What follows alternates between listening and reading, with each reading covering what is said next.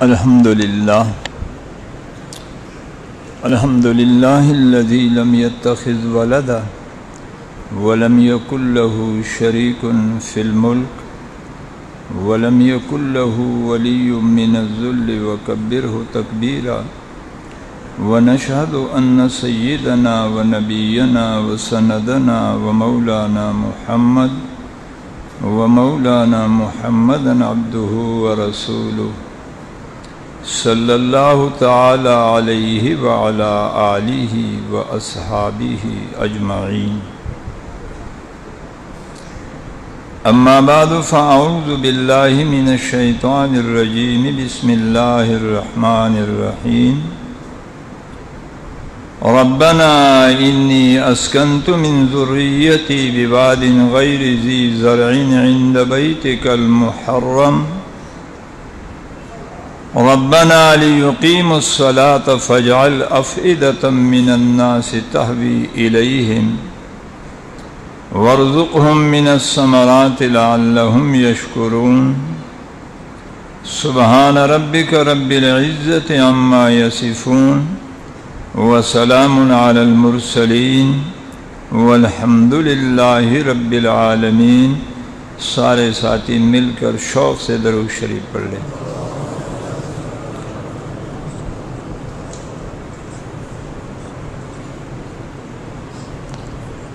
ایک بار پھر درود شریف پڑھ لیں۔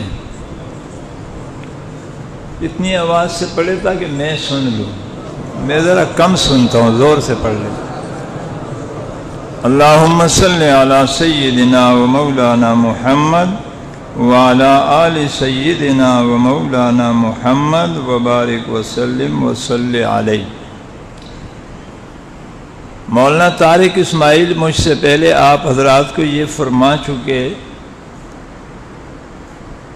کہ اللہ نے ایک بار پھر ہمیں مجلس ذکر میں جمع ہونے کی توفیق عطا فرمائی۔ یہ اللہ کی انتہائی کرم، مہربانی اور احسان ہے، تو ہمیں چاہیے کہ اس کا شکر ادا کرے۔ کیا کرے؟ زور سے اور زور سے، پیچھے والے بھی پڑھے ذرا شکر کے کلمات، سارے پڑھے الحمدللہ، اور زور سے پڑھے الحمدللہ، پھر پڑھے فرمایا میں اللہ کسی چیز سے اتنا خوش نہیں ہوتا جتنا کہ بندے کی زبان سے سنتا ہوں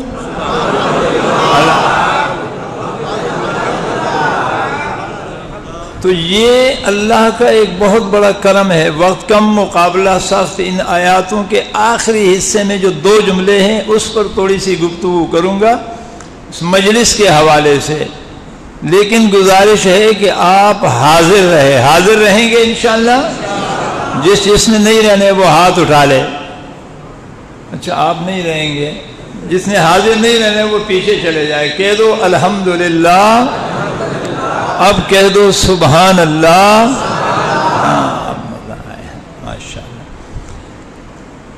دیکھیں بالکل خلاصہ گفتگو۔ اصل میں آتا ہوں اپنے شیخ کی زیارت کے لیے، لیکن میرے شیخ کی چاہت ہوتی ہے کہ یہ جو 4-5 مہینے غیر حاضر رہے اس میں سبق یاد بھی ہے کہ بھول گئے ہو، ذرا مجھے اپنا سبق تو دہرا دو، تو پھر میں شیخ کے سامنے اپنا سبق یاد دلاتا ہوں، دہراتا ہوں، تاکہ مجھے بھی تسلی ہو جائے کہ میرا سبق صحیح ہے۔ کہہ دو سبحان اللہ۔ ہم سارے حضرت والا کی زیارت کے لیے آتے ہیں، ان کو دیکھنے آتے ہیں، ان کا فیض لینے آتے ہیں، ان کی باتیں سننے آتے ہیں، اس لیے کہ اللہ والوں پر اللہ تبارک و تعالیٰ کی خصوصی تجلی رحمت کی برستی ہے۔ کہہ دو سبحان اللہ۔ اللہ والوں پر اللہ کی رحمت کی خصوصی تجلی برستی ہے۔ کہہ دو سبحان اللہ۔ تو دائیں بائیں بیٹھے ہوئے ہم جیسے بھی ہو اس تجلی کے چھینٹے ان پر بھی پڑ جاتے ہیں۔ یہاں ایک جملہ عرض کر دوں اپنے بیان کی ابتدا سے پہلے کہ آپ نے کبھی اس جملے پر غور کیا میرے شیخ کا فیض میرے دل میں اللہ اب باتیں القاء فرما رہے ہیں۔ میں نے کئی بار آپ کے سامنے یہ جملے دہرائے ہیں کہ رومی بولتا تھا گرمی شم تبریز کی ہوا کرتی تھی، کہہ دو سبحان اللہ، زور سے کہو سبحان اللہ۔ جب رومی بولتا تھا تو رومی کے سینے میں گرمی کس کی آتی تھی؟ بولو نا، شم تبریز کی گرمی آتی تھی۔ لوگ رومی زندہ باد کے نعرے لگاتے تھے، وہ کہتے تھے اللہ والو شم تبریز زندہ باد کے نعرے لگاؤ، تمہیں نظر تو رومی آ رہا ہے، حقیقت میں شم تبریز بول رہا ہے۔ تو جب میں آتا ہوں، میں کراچی میں بھی یہاں یہی کہا کرتا ہوں، میں نظر تو آتا ہوں آپ کو لیکن حقیقت میں نہیں، میرے شیخ کی محبت کی جلتی ہوئی بٹی کی گرمی بول رہی ہے۔ کہہ دو سبحان اللہ، اور زور سے کہہ دو سبحان اللہ۔ جب آپ کے سبحان اللہ میں مجھے مزہ آ جائے گا تو میں بڑی قیمتی بات آپ کے سامنے رکھوں گا۔ کہہ دو سبحان اللہ۔ آپ نے کبھی اس بات پہ غور کیا قرآن نے ہمارے اور آپ کے لیے ایمان کے معیار کو صحابہ بنایا؟ بولو بولو سبحان اللہ۔ ہمارے اور آپ کے انتہائی قیمتی بات، شیخ کی توجہ کی برکت ہے، پہلی بار سنو گے، کہہ دو سبحان اللہ۔ اور اگر یہ کہہ دوں قرآنات میں ہے تو مبالغہ نہیں ہوا، ابھی بیٹھے بیٹھے اللہ نے القاء کر دی، کہہ دو سبحان اللہ۔ ہمارے اور آپ کے ایمان کے لیے معیار کس کو بنایا؟ زور سے، کس کو بنایا؟ ایمان میں معیار کون ہے؟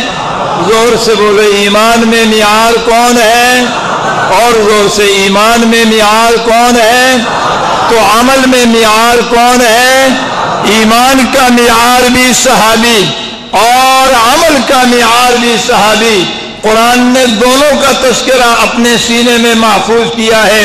کبھی اس جملے پر بھی غور کیا ہے اللہ والوں، مجلس ذکر میں آنے والوں، کہ صدیق کو تو میرے ایمان کا معیار مقرر کر لیا، لیکن صحابی کی صحابیت کا معیار کیا ہے؟ کہہ دو نا سبحان اللہ۔ صحابی کی صحابیت کا معیار کیا ہے؟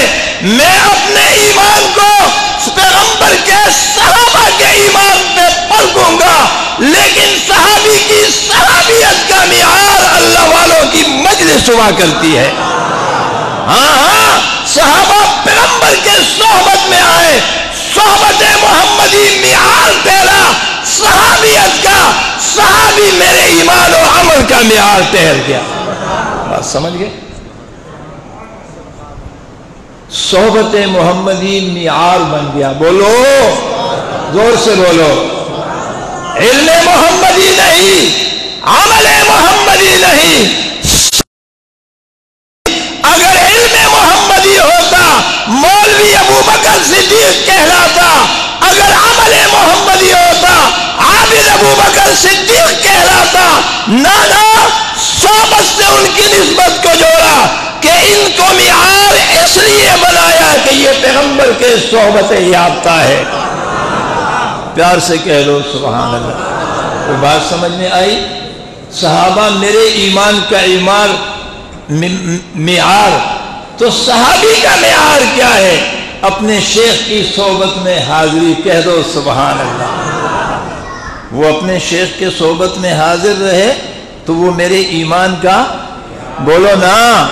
تو اگر آپ اپنے شیخ کی صحبت میں حاضر رہو گے، رب محمد کی قسم آنے والے انسانوں کے لیے آپ معیار ٹھہر جاؤ گے۔ لوگ کہیں گے یار فلان بہت اچھا آدمی ہے، اس کی چال چلن اچھی ہے، گفتار اچھی، ارے اس کا آنا جانا کہاں ہوتا ہے؟ کہا یہ مینار مسجد میں خواجہ عبد الماجد صدیقی کے پاس آتے جاتا، یار میں نے بھی وہاں جانا ہے، معیار ٹھہر گیا، کہہ دو سبحان اللہ۔ بات سمجھ گئے؟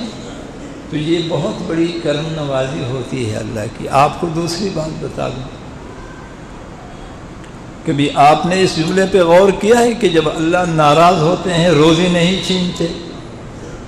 جب اللہ ناراض ہو جاتے ہیں لباس نہیں چھینتے، جب اللہ ناراض ہو جائے مکان نہیں چھینتے، جب اللہ ناراض ہو جائے گاڑی نہیں چھینتے، جب اللہ ناراض ہو جائے زمین اور جائیداد نہیں چھینتے، جب اللہ ناراض ہو جائے کاروبار نہیں چھینتے، جب اللہ ناراض ہو جائے ربا تیرے ناراضگی کی نشانی کیا ہوتی ہے؟ فرمایا جب میں ناراض ہوتا ہوں سورج کی روشنی کو نہیں روکتا، چاند کی چمک کو نہیں روکتا، تاروں کی دمک کو نہیں روکتا، ہوا کے جھونکوں کو نہیں روکتا، آسمان میں چلنے والے اناجل کے اڑن کو نہیں روکتا، زمین سے اگنے والے پسروں کو نہیں روکتا، اللہ پھر کس چیز کو روک لیتے ہو؟ فرمایا مجلس ذکر میں آنے کو روک لیتا ہوں، سجدوں کو روک لیتا ہوں، اٹھنے والے ہاتھ دعا کے لیے روک لیتا ہوں، جب میں ناراض ہوتا ہوں تو ان سے میں سجدے چھین لیتا ہوں۔ جس کا سجدہ چھینا گیا سمجھو کہ رب ناراض ہے، جس کی مجلس کی حاضری چھین گئی۔ سجدے اور مجلس کی حاضری میں فرق ہے، سمجھ میں آ رہی ہے بات؟ نہیں، سجدے میں اور مجلس کی حاضری میں کتنا فرق ہے۔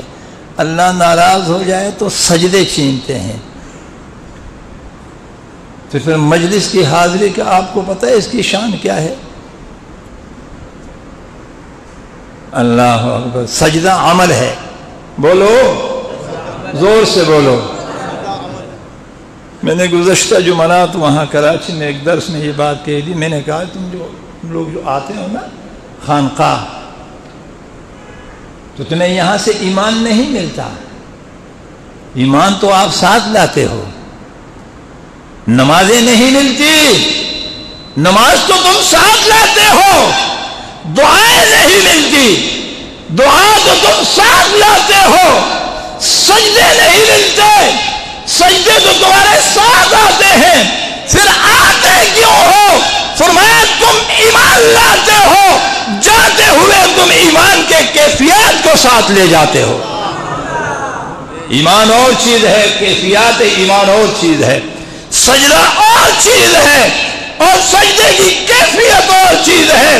جب رب ناراض ہو جائے سجدہ چھینا جاتا ہے، تو مجلس میں حاضری میں اللہ سجدوں کے کیفیات ادا کر دیتے ہیں، تو پھر مجلس بھی چھین جاتی ہے۔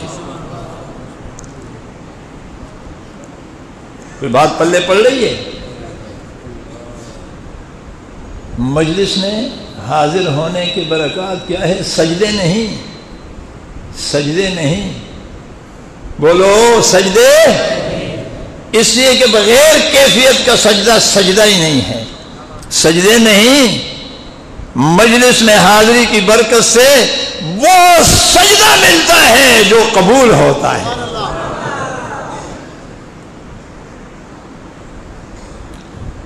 جو آیت میں نے پڑھی سورہ ابراہیم کی 37 نمبر آیت ہے، 13واں پارہ ہے، آیت نمبر 37، سورت کا نام ابراہیم ہے۔ اس میں ابراہیم علیہ السلام کہ ایک واقعے کا تذکرہ ہے کہ جب انہوں نے اپنی زوجہ محترمہ حضرت حاجرہ سلام اللہ علیہ اور اسماعیل علیہ السلام کو ایک میدان، چٹیل میدان میں بیت اللہ شریف مسجد حرام کے قریب چھوڑا اور جانے لگے، تو جاتے جاتے جب واپسی ہو گئی حاجرہ سلام اللہ علیہ کو کچھ بتایا بھی نہیں۔ میں یہاں بڑا اختصار کر رہا ہوں، آگے 2 جملے ہیں اس پہ کچھ تھوڑی سی گفتگو، بعد میں انشاءاللہ ہم سارے مل کر حضرت شیخ کی بات سنیں گے۔ اللہ، تو جب آنکھوں سے اوجل ہو گئے تو ایک پہاڑی کے اوٹ میں بیٹھ کے ہاتھ اٹھاتے ہیں، جی بولے نا، پہاڑی کے اوٹ میں ہاتھ اٹھائے، دعا کرتے ہیں۔ کیا دعا کرتے پتہ ہے؟ یہاں ایک نقطے کی بات ہے، بڑا قیمتی جملہ، بالخصوص علماء حضرات کے لیے وہ انتہائی متوجہ ہو کے اس کو سنیں، دعا سنیے۔ فرمایا ربنا انی اسکنت من ذریتی بواد غیر ذی زرع، ربا میں اپنی زوجہ محترمہ اور اپنے شیرخوار بچے کو ایسے بے دشت و بیا میدان میں چھوڑ رہا ہوں، غیر ذی زرع، کہ یہاں کھیتی باڑی کا نام نشان نہیں۔ کیا فرمایا؟ توجہ سے سنیں، غیر ذی زرع، یہاں کھیتی باڑی نہیں ہے. بڑا قیمتی نکتہ ہے, انتہائی توجہ سے سنیں. غیر ذی زرع, یہ نہیں فرمایا کہ یہاں زراعت نہیں ہوگی, یہ نہیں فرمایا کہ یہاں زراعت, بولو بولو میں آپ کو سمجھا رہا ہوں, یہاں زراعت, زور سے, یہاں زراعت. یہ بھی نہیں فرمایا کہ آئندہ زراعت نہیں ہونی چاہیے, یہ نہیں فرمایا یہاں زراعت نہیں ہوگی, یہ بھی نہیں فرمایا آئندہ نہیں ہونا چاہیے. صرف یہ فرمایا بواد غیر ذی زرع, ایسی بستی ہے جہاں فصل نہیں ہے. جہاں بولو سارے, زور سے بولو, جہاں فصل. تو دیکھیں اللہ والوں کی زبان سے جو جملہ نکل جائے اللہ اس جملے کا لاج رکھتے ہیں. فرمایا یہ ایسی زمین ہے جہاں فصل نہیں ہے. عرشوں سے آواز آئی میرے خلیل تو نے نہیں کر دیا, قیامت تک یہاں فصل نہیں ہوگی. بات پلے پڑ رہی ہے. عند ذی زرع, پڑھے ذرا, عند ذی, سارے پڑھے تاکہ میں سمجھوں آپ کو بات سمجھ میں آ رہی ہے. عند ذی نہیں فرمایا مولوی طارق اسماعیل, عند ذی ماء, کہہ دو نا سبحان اللہ. یہ ایسی زمین ہے کہ جہاں پانی نہیں ہوگا, اس لیے اگر یہ بھی فرماتے تو زمزم نہ ہوتا. کہہ دو نا سبحان اللہ. یہ نہیں فرمایا پانی نہیں ہوگا, فرمایا کھیتی نہیں ہوگی. نہ کر دیا تو نہ ہو گئی, پانی کے لیے ہاں کر دیا تو ہاں ہو گئی. کہہ دو نا سبحان اللہ. تو یہاں ایک نکتہ نکلا کہ اللہ والوں سے ہاں کروا لیا کرو, اپنا جان لگا کے, مال لگا کے, خدمت کر کے, جس طرح بھی ہو اللہ والوں کو راضی کر لو تاکہ ہاں ہو جائے. اللہ کی قسم پر سے بھی ہاں ہو جاتی ہے.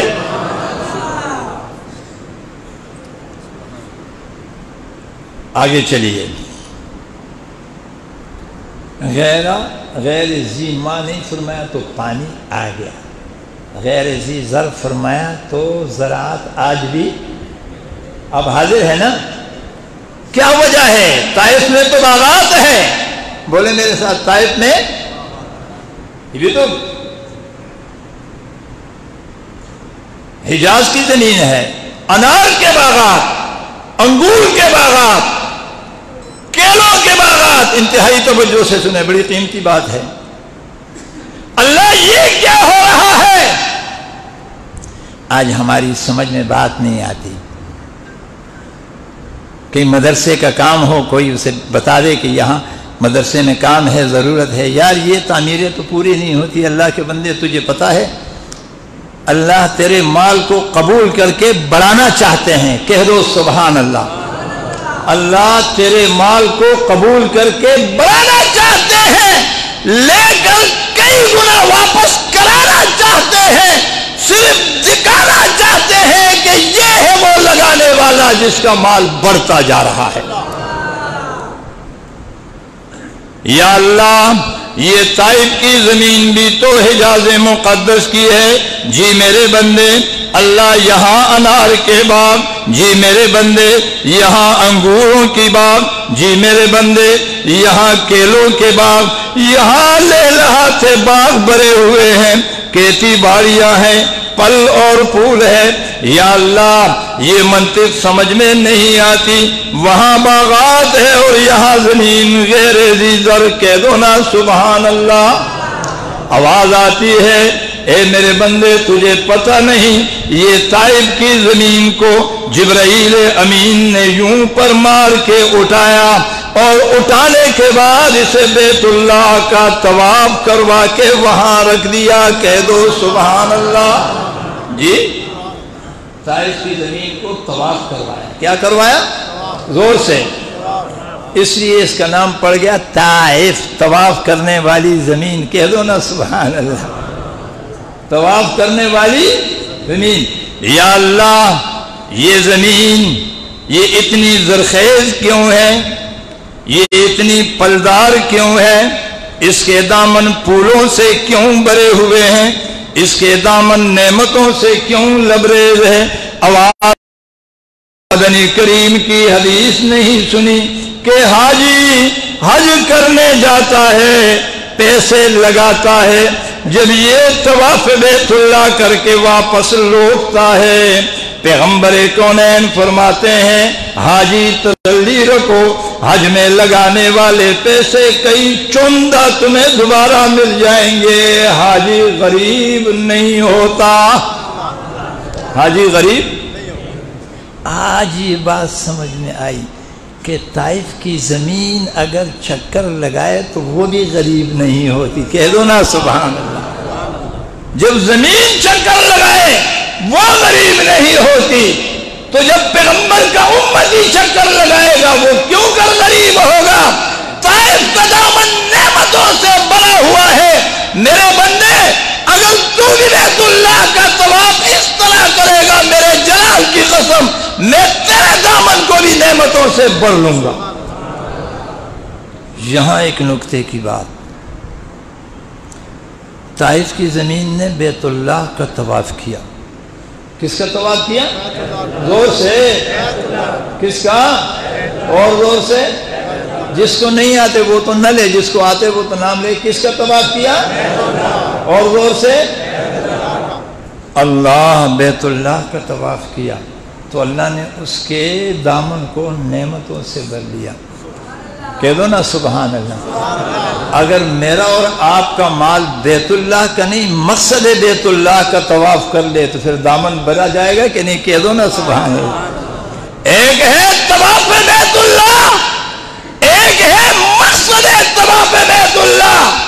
بیت اللہ کے طواف سے میری آخرت بنتی ہے، مقصد بیت اللہ یہ ہے کہ ساری انسانیت کا آخرت بن جائے۔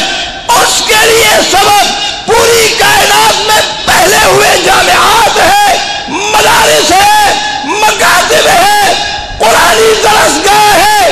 طائف نے طواف کیا بیت اللہ کا، دامن خالی نہیں ہوا۔ اگر میرا مال مقصد بیت اللہ کا طواف کر لے، رب محمد کی قسم دامن خالی نہیں ہوگا۔ بات سمجھ میں آ گئی؟ میں نے اپنا موضوع شروع نہیں کیا، میں تو صرف سبق دہرا رہا ہوں۔ بات سمجھ میں آ گئی؟ اگر ہمارے مال کا کچھ حصہ مقصد بیت اللہ کے طواف میں لگ جائے، جی جامعات میں لگا ہوا مال یہ مقصد بیت اللہ کا طواف کر رہا ہے۔ اگلی بات ختم کر رہا ہوں۔ یا اللہ، ابراہیم نے گہرے زیزر فرمایا یہاں باغات نہیں، آبشاریں نہیں، پل اور پھول نہیں، جی اور چمنستان نہیں، بہتے ہوئے دریا اور ابلتے ہوئے چشمے نہیں۔ یا اللہ یہ کیا وجہ ہے؟ آواز آتی ہے میرے بندے، آواز آتی ہے میرے بندے، جی ہاں، اگر سیر کے لیے جانا ہو تو کشمیر چلے جاؤ، کمراہٹ چلے جاؤ، دیر چلے جاؤ، سوات چلے جاؤ۔ میں نے اس زمین کو غیر زیزر اس لیے رکھا کہ آنے والا وہاں سے آبشاروں کے نظارے کرنے کی نیت لے کر نہیں آئے، بہتے ہوئے دریا کو دیکھنے کے لیے نہ آئے، اٹھتے ہوئے درختوں کو دیکھنے کے لیے نہ آئے، وہ آئے تو خالص میرے جلووں کے طواف کی نیت کے لیے آئے۔ غیر زیزر اس لیے رکھا۔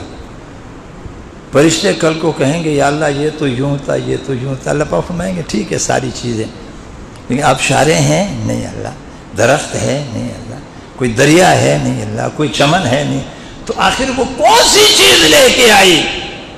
کہا تیری محبت۔ تو کہا جب میری محبت لے کے بعد میں کچھ بھی ہوا میں نے معاف کر دیا۔ اللہ تبارک و تعالی مجھے اور آپ کو اس کے عمل کی توفیق نصیب فرمائے۔ اللہ ہمیں ان مجالس کی قدردانی کی توفیق نصیب فرمائے۔ اللہ کی قسم کرونا نہیں، کریک ڈاؤن نہیں، ہماری نافرمانیوں اور ہماری ناشکریوں کی وجہ سے اللہ نے ہم سے ایسے مجالس چھین لیے ہیں، اللہ نے ہم سے اپنے صالح بندوں کا دیدار چھین لیا ہے، صحبت میں اٹھنا بیٹھنا چھین لیا ہے۔ دل سے اللہ کی اس نعمت کا شکر ادا کرو، وقت نہیں ہے، یہ وہ نعمت ہے، یہ مجالس یہ وہ نعمت ہے کہ جس نعمت کے حصول کے لیے اس مملکت کو حاصل کیا گیا تھا۔ یہ مجلس امن کی ضمانت دیتا ہے، یہی مجالس ہوتے ہیں جو ہدایت کے ضامن ہوتے ہیں، محبت کے ضامن ہوتے ہیں، رحمت کے ضامن ہوتے ہیں، عزت کے ضامن ہوتے ہیں، بھائی چارگے کے ضامن ہوتے ہیں، اتحاد اور یگانگت کے ضامن ہوتے ہیں۔ یہی وہ مجالس ہے کہ ان میں آنے جانے والوں سے رب العالمین آسمان سے رحمتوں کے فیصلے فرماتے ہیں۔